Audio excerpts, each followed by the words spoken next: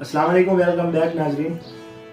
دوستو آج ہم بات کریں گے ذوالفقار علی بھٹو پر جو آج بھی زندہ ہے۔ ان کی کیا کہانی ہے کہ سچ میں بھٹو کی والدہ ایک ہندو رقاصہ تھی؟ بھٹو خاندان کا پس منظر کیا ہے اور بھٹو خاندان کے جو لوگ ہیں وہ طبعی موت کیوں نہیں مرتے، ان کو مار ہی کیوں دیا جاتا ہے؟ اس سب پہ آج ہم بات کریں گے، اور بھٹو صاحب کہاں پیدا ہوئے تھے، سیاست میں کیسے ہے، یہ ساری چیزیں آج ہم کو بتائیں گے۔ آخر تک ویڈیو کے ساتھ جڑے رہیے گا۔ تو بات کچھ اس طرح ہے، 5 جنوری 1928 کو ایک سندھی جاگیردار کی دوسری بیوی کے ہاں ایک بچہ پیدا ہوا۔ اس کا نام تو ذوالفقار رکھا گیا، لیکن اسے پیار سے بوپلا بلایا جاتا تھا۔ بوپلا یہ ایک مریل اور کمزور سا بچہ تھا جو ہر وقت بیمار پڑا رہتا تھا۔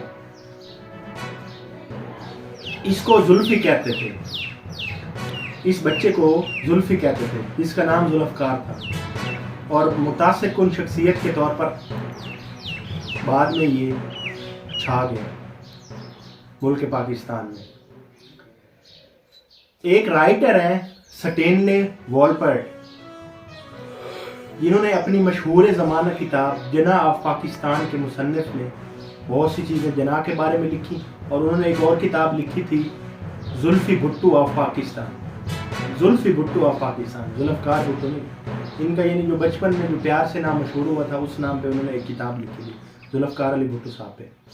اس میں وہ بیان کرتے ہیں کہ ذوالفقار علی بھٹو کے والد جو ہیں شاہ نواز، جنہیں تاج برطانیہ نے سر کا خطاب دیا، اور جو ریاست جونہ گڑھ کے وزیر اعظم رہے، وہ اپنے بینوئی، ان کے جو بینوئی تھے ایس پی میر مخدوم کے گھر سخر میں تھے۔ یہ پہلی بار ان کی نظریں ہندو رقاصہ لکھی بائی، جو بھٹو صاحب کی والدہ ہے، وہ واقعی ہندو رقاصہ تھی، ڈانس کرتی تھی، لکھی بائی سے دو چار ہوئی، یعنی کہ نظریں ملی ان کی، انہیں پہلی نظر میں ہی پیار ہو گیا۔ سر شاہ نواز بھٹو جو پہلے سے شادی شدہ تھے، انہوں نے اس خاتون سے شادی کرنے کا فیصلہ کیا، انہوں نے اس رقاصہ سے دوسری شادی کرنے کا فیصلہ کیا، اور یوں لکھی بائی بھٹو خاندان کا حصہ بننے کے بعد خورشید بیگم ہو گئی۔ جو لکھی بائی تھی، ان کا نام جب بھٹو سے ان کی شادی ہوئی، بھٹو خاندان میں ایک شخص سے، ان کا نام خورشید بیگم ہو گیا۔ خورشید بیگم کو قبول کرنے میں پہلی رکاوٹ تو یہ تھی کہ وہ سر شاہ نواز کی دوسری بیوی تھی۔ قبول اسلام کے باوجود ہندو مذہب کی چھاپ اور رقاصہ کا تعارف بھی درد سر تھا، مطلب آئے دن ان کو نشانہ بنایا جاتا تھا، تانے وغیرہ دیتے تھے جو ان کی فیملی میں تھے، اس وجہ سے کیونکہ وہ رقاصہ رہ چکی تھی، اور مسلمان ہونے کے باوجود بھی ہندوؤں والی کچھ تھوڑی بہت بات تھی ان میں۔ جب دو بیٹوں مونا اور بے نظیر کی پیدائش کے بعد انہیں اولاد نرینہ نصیب ہوئی تو ان کا مقام و مرتبہ بڑھ گیا فیملی میں، کیونکہ پہلی بیوی سے پیدا ہونے والا ایک بیٹا سکندر 7 سال کی عمر میں ہی نمونیا کے باعث مر گیا تھا۔ بھٹو کا جو پہلی بیوی سے بیٹا پیدا ہوا اس کا نام سکندر رکھا گیا، اور 7 سال میں ہی وہ مر گیا تھا۔ بعد میں جو انہوں نے رقاصہ سے شادی کی، اس میں سے 2 بیٹے پیدا ہوئے۔ بیٹے پیدا ہونے کے بعد ان کی جو فیملی میں عزت تھی وہ تھوڑی بڑھ گئی۔ دوسرا بیٹا امداد علی بھٹو بھی 39 سال کی عمر میں فوت ہو گیا، تو زلفی کو اکلوتے وارث کی حیثیت حاصل ہو گئی۔ زلفی بھٹو، ذوالفقار علی بھٹو صاحب، ہندو مذہب چھوڑنے کے باوجود زلفی کی ماں خورشید بیگم نجومیوں پر یقین رکھتی تھی، اور بھٹو کو بھی یہ ان چیزوں میں ڈالے رکھا انہوں نے، اور یہ چیز ان کو بھی ورثے میں ملی تھی۔ بمبئی کے ایک منجے ہوئے برمن کو بلا کر بوپا پیار سے ان کا نام تھا، ذوالفقار علی بھٹو کا زلفی، بوپا کی کنڈلی تیار کروائی گئی۔ اس نے زلفی کی زندگی میں پیش آنے والے سارے واقعات بتا دیے، اس کی کتنی شادیاں ہوں گی، کیسے کامیابیاں اس کے قدم چومیں گی، کس طرح اقتدار اس کے گھر کی لونڈی بن جائے گا۔ مگر اس نے 50 سال کے بعد کی زندگی کے متعلق بتانے سے انکار کر دیا۔ شاید وہ برمن جو تھا خورشید بیگم کو یہ بتا کر رنجیدہ نہیں کرنا چاہتا تھا کہ تمہارے بیٹے کو 51 سال کی عمر میں پھانسی دے دی جائے گی۔ ذوالفقار علی بھٹو صاحب کو 51 سال کی عمر میں پھانسی دے دی گئی تھی، تو یہ تو خدا بہتر جانتا ہے کہ اس سے ساری چیزوں کو پتہ تھا یا تو جو بھی ہے بہرحال، لیکن اس نے 51 سال کے بعد جو بھٹو کے ساتھ واقعات ہونے تھے وہ اس کی والدہ کو بتانے سے انکار کر دیا تاکہ وہ رنجیدہ نہ ہو جائے۔ ذوالفقار علی بھٹو کی حقیقی بہن بے نظیر جو بچپن میں انفلوئنزا کے باعث فوت ہو گئی۔ ان کی یاد میں زلفی نے اپنی بیٹی کا نام بے نظیر رکھا۔ اس طرح اپنے ایک بیٹے کا نام والد کے نام پر شاہ نواز، جبکہ دوسرے بیٹے کا نام اپنے دادا وڈیروں، جو دادا اس کے تھے غلام مرتضیٰ، اس کے نام پر رکھ دیا۔ غلام مرتضیٰ بھٹو شاہ نواز جونیئر کی طرح مرتضیٰ سینئر کو بھی زہر دے دیا گیا، مگر اس انتقامی کارروائی کی وجہ کیا تھی، یہ کہانی ہے نامراد عشق کی، جو بھٹو خاندان کو سڑک پر لے آیا۔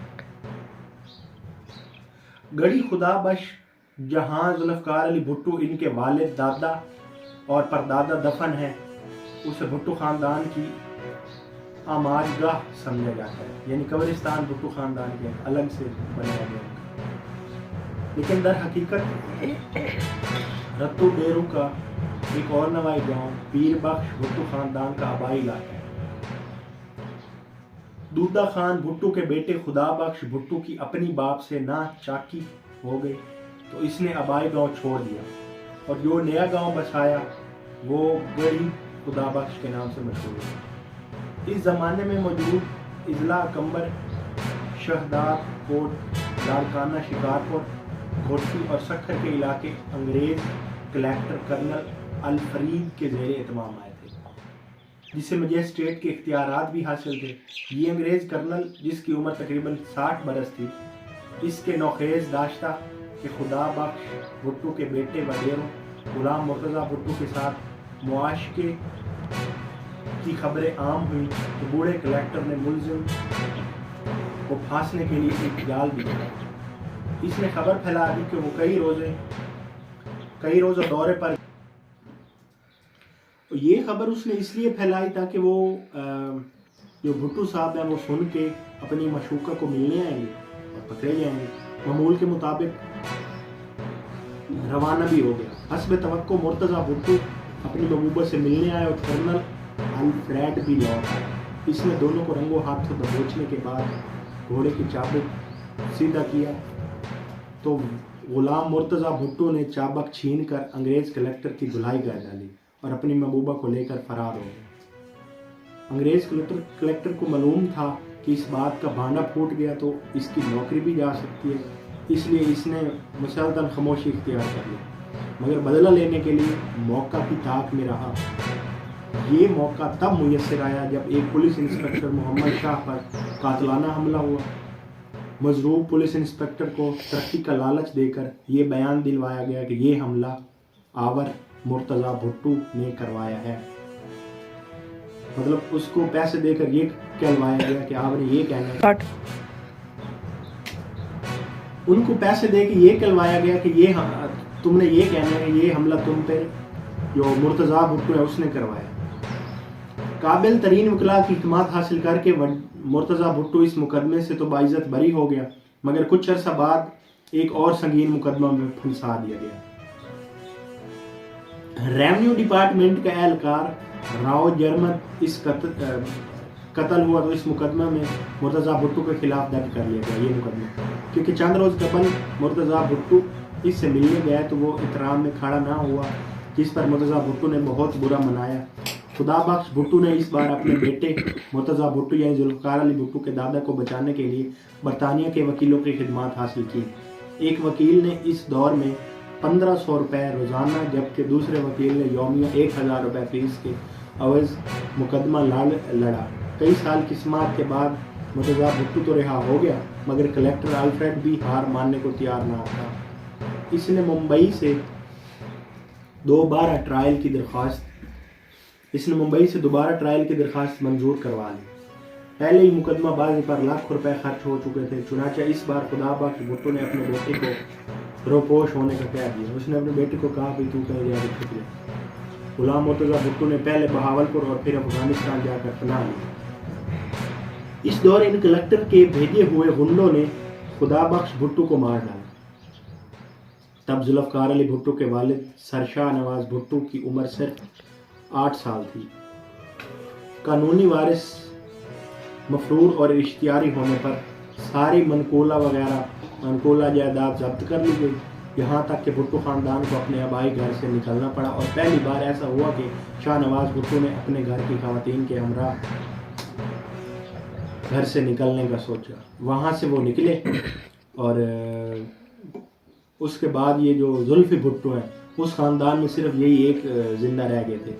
ان کی ایک بیٹی تھی، بیٹا تو مارا گیا، اور جو بیٹی تھی وہ محترمہ بے نظیر بھٹو صاحب ہیں، ان کی ہسٹری پہ بالکل کسی اور دن ویڈیو بنائیں گے۔ تو وہاں سے پھر یہ نکل کے ادھر آئے، یہاں پہ پھر انہوں نے اپنے اقتدار کا آغاز کیا، ذوالفقار علی بھٹو بھوپالا صاحب نے۔ تو چلیں ملتے ہیں اگلی ویڈیو میں، اپنا خیال رکھیے گا، اللہ حافظ۔